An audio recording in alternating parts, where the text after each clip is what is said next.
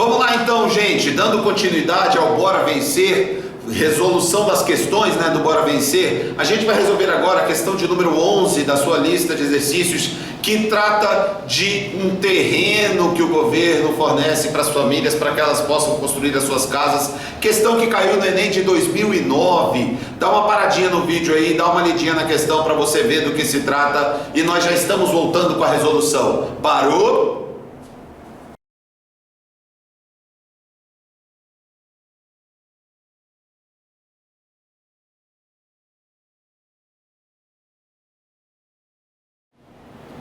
Bom, pessoal, vamos então para a resolução dessa questão. Essa questão, inclusive, foi resolvida lá no aulão do Bora Vencer, A aula que aconteceu aí foi uma aula sensacional, que para 2.500 pessoas, que toda a equipe da Reciclagem Educacional estava lá brincando com a galera, E lá no aulão, no caso, o professor Harudi que resolveu essa questão com vocês. Antes da resolução da questão, a nossa equipe tem sempre o hábito de discutir a melhor forma de poder passar este conteúdo para o aluno. E lá no caso, nós optamos em trabalhar este conteúdo utilizando operações com frações. Por quê? Devido à importância de se dominar as manipulações das frações.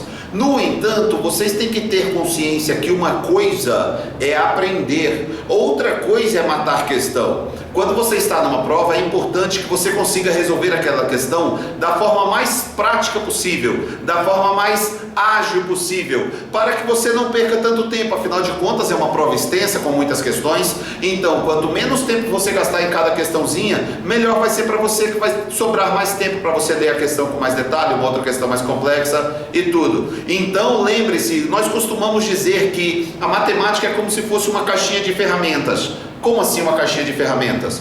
Sabe aquelas caixas de ferramentas que teu pai tem em casa, que tem martelo, serrote, chave de fenda, a chave estrela, a chave de mais, a tal da chave Phillips, aí tem também a chave de boca, tem uma porrada de ferramenta lá.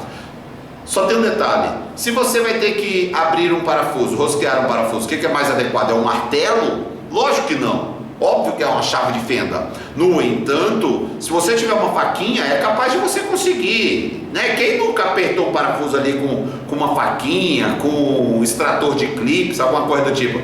Pois é, às vezes resolve, mas não é a resolução ideal. Então é importante que você domine as ferramentas e saiba quando utilizá-las. Neste caso, nós vamos ver aqui uma resolução um pouquinho mais prática, tá joia? Visualizando, objetivando principalmente o dinamismo, a sua velocidade de resolução de questão de prova, ok? Então vamos lá, a questãozinha diz que tem um terreno do Antônio, Um terreno ABCD, um terreno retangular, e aí ele diz que pelo menos 94% da área deste terreno deve ser destinada à conservação ambiental. Gente, se é pelo menos 94%, pode ser 94%, pode ser 95%, pode ser 96%, significa dizer que se pelo menos 94% tem que ser destinado à conservação, então significa dizer que no máximo 6% do terreno pode ser utilizado para a construção da casa dele, E aí o que acontece? Ele diz que o Antônio reservou um quadradinho no cantinho com AE de lado e dá algumas informações a respeito de AE, AB, BC. As informações são: ele diz no enunciado que AB é igual a BC dividido por 2. Gente, se você fala que AB é alguma coisa dividido por 2, você está dizendo que AB é a metade de BC. Ou seja, você está dizendo que BC tem o dobro do comprimento de AB. Concordo? Se AB é a metade de BC, então BC é o dobro de AB. Tranquilinho até aqui? Bom, significa dizer que BC tem o dobro do tamanho de AB, ok? E depois ele fala que AE é igual a AB dividido por 5. Pera, AE é o ladinho do quadrado. Ele fala que AE é esse carinha todo dividido em 5 partes. Então, esse lado do quadrado, ele diz que é um quadrado, então esse pedacinho aqui de baixo é igual a esse pedacinho aqui de cima, fala que é dividido em 5 partes, ou seja, ele está dizendo que o AB tem o AE 5 vezes. Ele está dizendo que o AB é o quíntuplo de AE. Agora, peraí, se AB tem 5 partes e BC é o dobro de AB, quantas partes tem BC? 10, concorda? Não é verdade? Então calma. Se BC tem 10 partes e AB tem 5, quantos quadradinhos iguais a este tem no terreno? 5x é a altura, 10x é a base do retângulo, então vão ser 50 quadradinhos com área equivalente a x ao quadrado. A área de um destes quadradinhos vai ser x ao quadrado de 50x ao quadrado, ou seja, 1/50 da área total. Gente, 50 é um divisor de 100, então dá para você escrever 1/50 na forma de fração com o denominador 100 sem maiores problemas. De 50 para 100, não é só multiplicar por 2? 1 vezes 2 não é 2? Então 1/50 não é equivalente a 2 centésimos. Mas o que é 2 centésimos? É 2 por 100, ou seja, 2%. Galera, peraí. Se esse quadradinho corresponde a 2% do retângulo total e a área destinada à construção pode chegar até a 6% do retângulo total, fala para mim, o que a gente faz com 2% para virar 6%? Você concorda que é só triplicar? Sendo assim, o que nós vamos ter? A resposta vai ser letra B, ou seja, é só pegar a área que está no papel de 2% da área total e triplicar esta área chegando aos 6%. Beleza? Galera, até a próxima. Fui!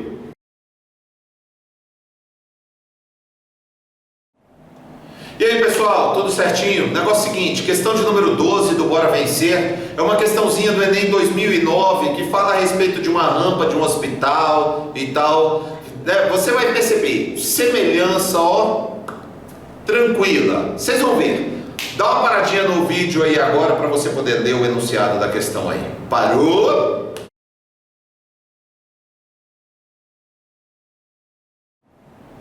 Então pessoal, o negócio é o seguinte.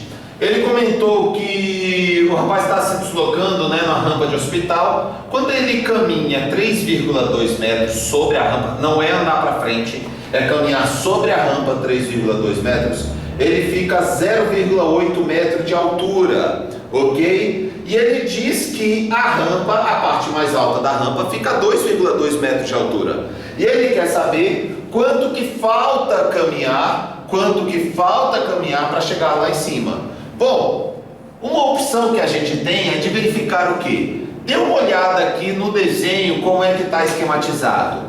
Se você observar, 3,2 metros é a hipotenusa desse triângulo e o cateto oposto a alfa, o cateto sem o ângulo alfa, mede 0,8 metro. Olha para o triângulo grande. Você concorda que esses dois triângulos são semelhantes? Porque os ângulos que existem não são todos congruentes? Não é verdade?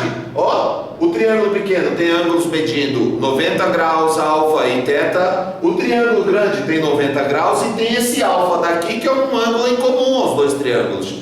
Automaticamente esse ângulo daqui tem que medir teta. Como os triângulos são semelhantes, você pode fazer aquela razão de semelhança. Esse está para esse, assim como aquele está para aquele. Mas observa só, no Enem a gente não pode usar calculadora. O tempo de prova é curto, então a gente tem que ter aquela percepção. Se você conseguir ter essa percepção numa quantidade maior de questões, fatalmente você vai conseguir resolver cada problema de uma forma mais rápida. Por exemplo, dá uma olhada aqui, 3,2 e 0,8. Estes números, você consegue perceber uma proporção que existe entre eles? Você concorda que 32 está na tabuada do 8? Né? 8 vezes 4, né? 32. Então 0,8 para 3,2 não é só você multiplicar por 4? Então está resolvida a questão. Por quê? Você concorda que 3,2 é o quádruplo de 0,8 metro? Quem vai ceder? Você concorda que essa hipotenusa vai ter que ser o quádruplo deste cateto? Se essa hipotenusa é o quádruplo desse cateto, essa hipotenusa tem que ser o quádruplo deste cateto. Sendo assim, 2,2 vezes 4 vai dar 8,8 metros. Gabarito 8,8, né? O Enem nem colocou essa alternativa. Deveria ter colocado, porque o Enem gosta de fazer isso, né? São os chamados distratores. São aquelas questões, aquelas respostas que a gente sabe que algum candidato vai encontrar, mas só que não é a resposta correta da questão. O candidato pode encontrar aquele valor como gabarito se ele não ler com calma a questão. Mas se você leu com calma, você vai perceber que no enunciado ele não quer saber o comprimento total da rampa, ele quer saber o tanto que falta subir. Pera, se ele já andou 3,2 e a rampa toda tem 8,8 metros, você concorda que é só fazer uma diferençazinha aí? 8,8 menos 3,2 vai dar 5,6 metros. Gabarito no bolso, no bolso, no bolso. Só um comentário. Olha só a resolução tradicional, o que nós chamamos de regra de 3. Se você olhar para o triângulo pequeno, o lado oposto ao ângulo de 90 graus, ele mede 3,2 metros. E no triângulo pequeno, o lado oposto ao ângulo alfa mede 0,8. No triângulo grande, o lado oposto a 90 graus mede D.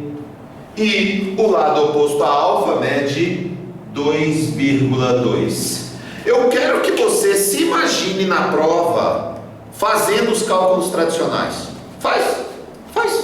Ó, não é o tal do cruz credo, multiplica cruzado, que a gente nem sabe por que faz isso, mas faz, né? Afinal de contas tem que resolver a questão. Tá bom, então faz do seu jeito tradicional. Ó, 2,2 vezes 3,2. Não vou nem escrever aqui, porque senão o vídeo vai ficar muito longo. Mas você consegue perceber que você vai ter um pouco de trabalho? Calma, que não terminou ainda. Depois você ainda tem que dividir por 0,8. Você consegue perceber o tempo que você vai perder de prova? Aí depois, o que acontece? Chega no final da prova, conversa em tudo quanto é rodinha de amigo.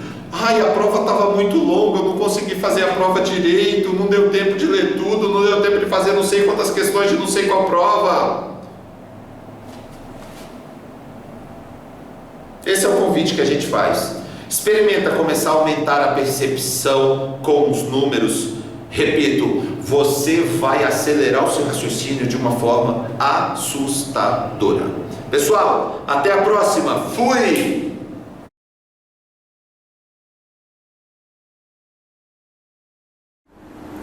Galerinha, nós vamos resolver agora a questão 13 da lista do Bora Vencer. É uma questão do Enem de 2010 que vai tratar de algumas propriedades do triângulo. Então, dá uma pausadinha aí para vocês darem uma lida no enunciado e daqui a pouco eu volto com a resolução da questão.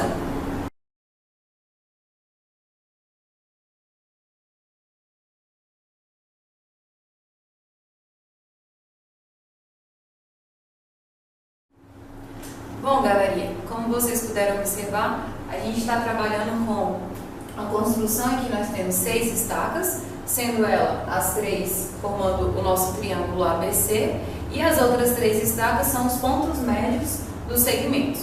Então, o que nós temos?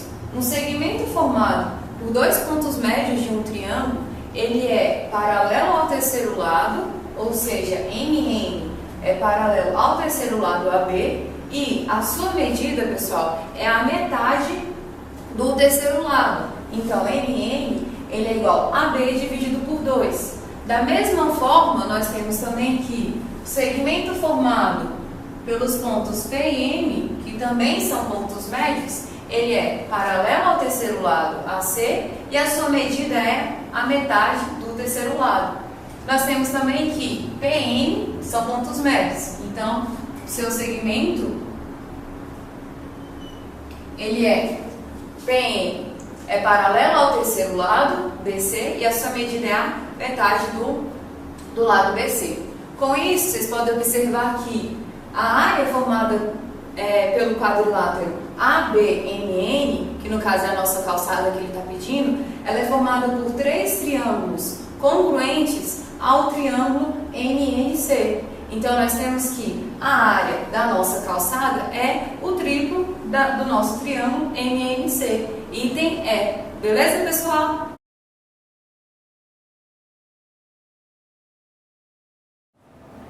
E aí, galerinha, tudo certinho? Vamos nessa. O negócio é o seguinte, ó, questão de número 14, bora vencer, beleza? Questão que caiu no Enem de 2010. É uma questão que fala a respeito da área de um jornal, deixando propaganda e tal. Dá uma olhadinha aí, dá uma paradinha no vídeo rapidinho e a gente volta já já com a resolução. Parou?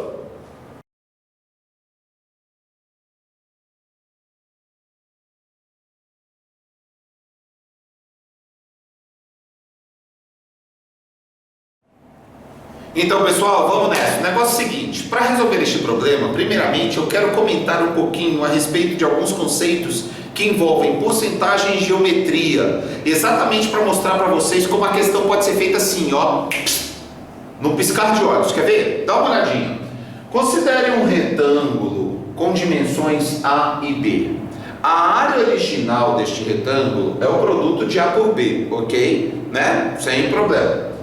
Agora considere um outro retângulo de tal forma que a base deste retângulo corresponda a 30% da base do retângulo original e a sua altura corresponda a 70% da altura do retângulo original. O que eu quero saber é, a área deste retângulo vermelho vai representar qual percentual da área do retângulo grande? Vamos calcular a área do retângulo vermelho? A área do novo retângulo vermelho vai ser 30% de A multiplicado por 70% de B. A ordem dos fatores não altera o produto, né? Aquela frasezinha, ou seja, você pode multiplicar na ordem que você quiser. Sendo assim, a gente vai ter que 30% de 70% de AB. Peraí, 30% de 70% não corresponde a 21%?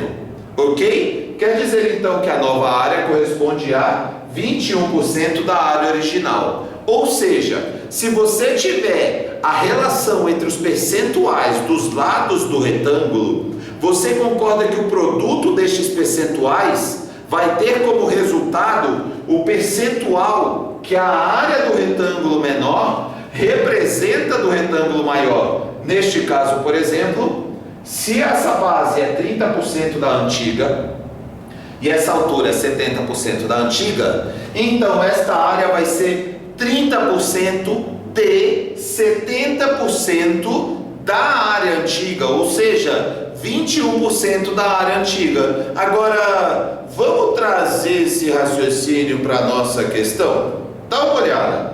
Você tem a página do jornal de 400 milímetros por 260 milímetros.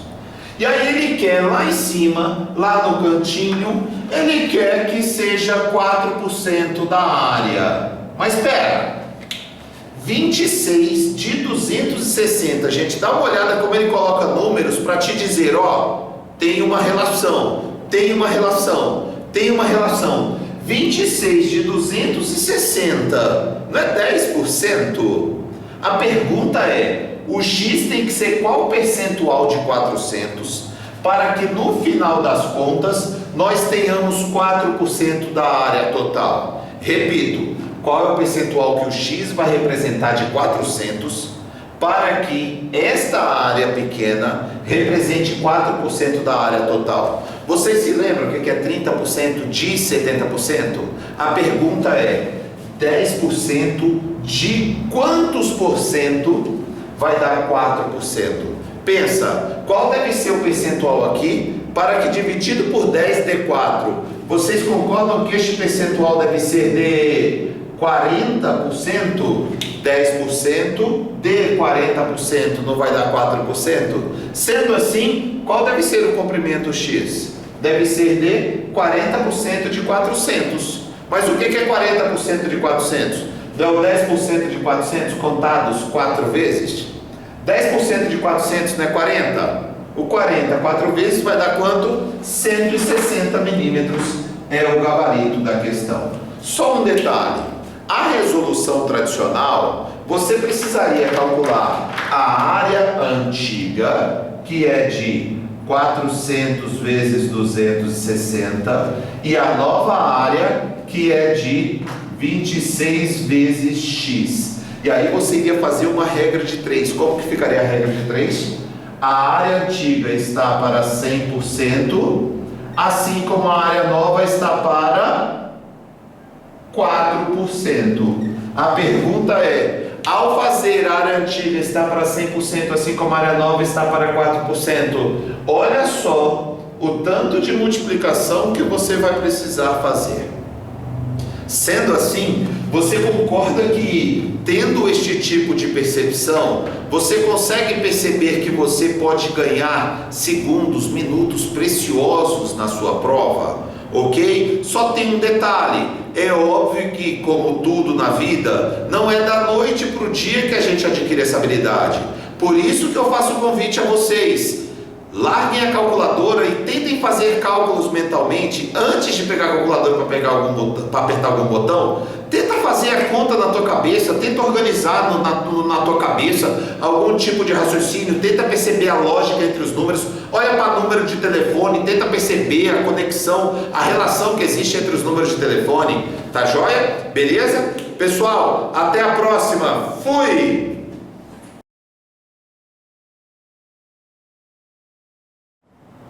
E aí, galerinha, tudo certo? Negócio seguinte, questão de número 15 no Bora Vencer. Negócio seguinte, nessa questãozinha ele fala aí de alguns círculos, monta um losango e tal. Eu gostaria que você parasse o seu vídeo aí rapidinho para a gente já voltar com a resolução, beleza? Questão do Enem de 2012. Questãozinha que vocês vão perceber mais uma vez. Com as operações básicas a gente consegue ser muito feliz. Parou!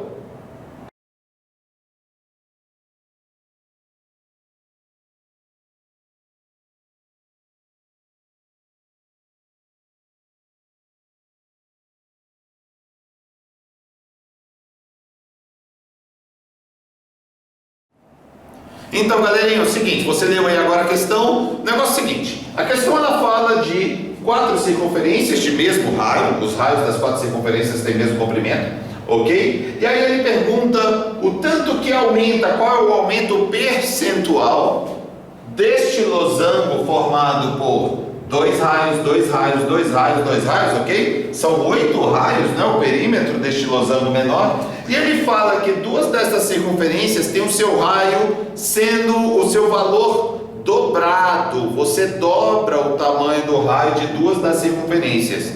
Se você observar, você vai perceber que vão ser 3 raios, 3 raios, 3 raios, 3 raios, ou seja, 12 raios.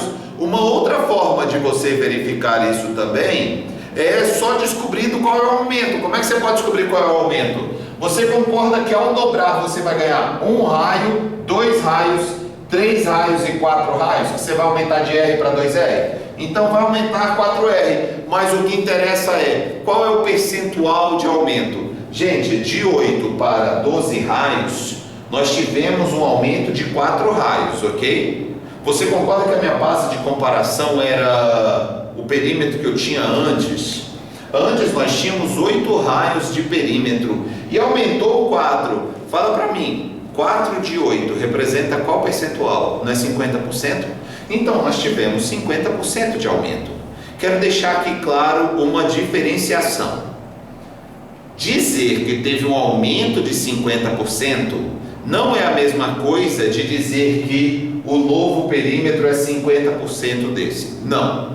A gente diz que o novo perímetro representa 150% do perímetro antigo. Se ele representa 150%, é porque tinham 100% originais e teve um acréscimo de 50%. Então nós dizemos que o novo perímetro é 50% maior que o perímetro antigo, ou que o novo perímetro representa 150% do perímetro antigo. Isso daí é uma questão de você interpretar o que significa a ideia de percentuais e não simplesmente se preocupar em qual é a resposta. Beleza? Pessoal, a gente se vê na próxima. Tchau, tchau. Fui!